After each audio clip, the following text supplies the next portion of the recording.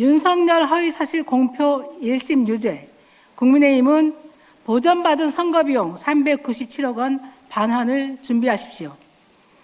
서울중앙지법은 오늘 대선 후보 시절 허위사실을 공표한 혐의로 기소된 윤석열 전 대통령의 공직선거법 위반 사건에 대해 징역 1년 6개월과 집행유예 3년을 선고했습니다. 사필 규정입니다.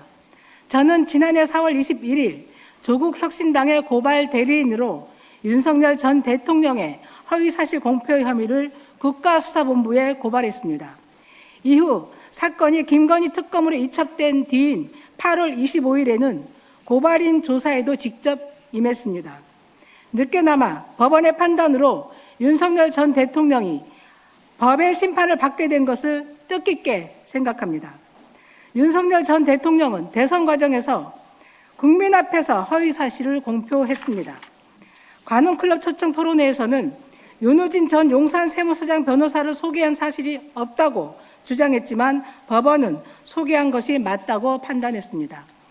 건진법사 전성배를 둘러싼 무속인 비선 논란에 대해서도 김건희와 건진법사가 만난 적이 없다며 부인했지만 법원은 건진법사와 2013년부터 알고 지냈고 김건희도 함께 교류한 사실을 인정하며 허위사실 공표에 해당한다고 판단했습니다.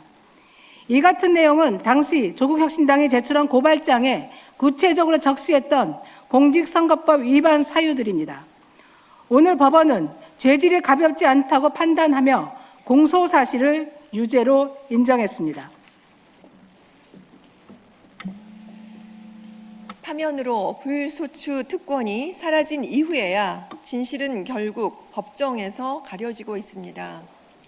윤석열 전 대통령을 대통령 후보로 공천했던 국민의힘 역시 그 책임을 져야 합니다. 국민의힘이 지난 대선에서 보전받은 선거 비용은 397억 원에 달합니다.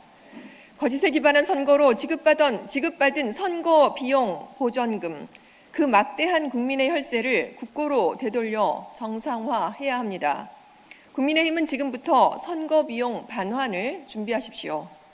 국민의힘은 여전히 내란 정당의 그늘에서 벗어나지 못하고 있습니다. 장동혁 대표 역시 장외 올공 정치에 의존하며 윤호개인과 부정선거 주장에 기대고 있습니다. 이제라도 국민 앞에 책임 있는 자세를 보여줘야 하는 것 아닙니까? 장동혁 대표를 비롯한 국민의힘 지도부는 국민 앞에 사죄하고 즉각 사퇴하십시오. 끝내 반성과 쇄신을 외면한다면 법원이 심판으로 끝나지 않고 국민이 더욱 준엄한 심판을 받게 될 것이라는 사실을 명심하시기 바랍니다. 이상입니다. 심각한 거짓말로 대권을 갈취한 윤석열.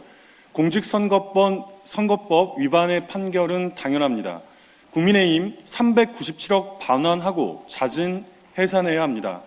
내란 속의 윤석열이 공직선거법 위반 1심에서 유죄가 인정되어 징역 1년 6개월에 집행유예 3년을 선고받았습니다. 지극히 당연하고 상식적인 판단입니다. 특검에서 지목한 2021년 관훈클럽 초청 토론회에서의 거짓말, 건진법사를 김건희와 만난 적도 없다는 2022년 불교 리더스 포럼 출범식의 인터뷰 거짓말 등은 그야말로 빙산의 일각일 뿐입니다.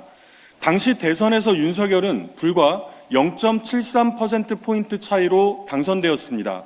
고의성이 다분한 허위사실 공표로 대통령직을 도둑질한 셈입니다. 헌정 질서를 유린한 중대 범죄에 법원의 유죄 선고는 당연합니다.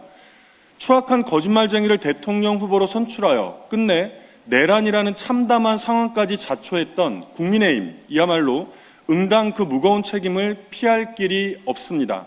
즉각 우리 국민들 앞에 섰고 대죄해야 마땅합니다. 혈세로 지원받은 선거 보조금 397억 원을 반환해야 함은 두말할 나위도 없습니다. 이 당연한 반환 앞에 뻔뻔스럽게도 짐짓, 운운 신용이라도 하겠다면 절대로 조금도 용납할 수 없습니다. 너무도 명백하여 조금도 달라질 수 없는 결과에도 그저 대법원까지 시간이라도 끌며 버텨보겠다는 수작 또한 참아줄 수 없습니다. 윤석열을 앞세워 선거를 문란케 하고 끝내 내란까지 자초한 국민의힘이 지금 즉시 해야 할 일은 397억 원 즉각 반환, 주권자 국민들 앞에 무릎 꿇고 진심 어린 사죄, 그리고 내란 본당 국민의힘을 스스로 해산하는 것뿐임을 거듭 분명히 못 박아둡니다. 이상입니다.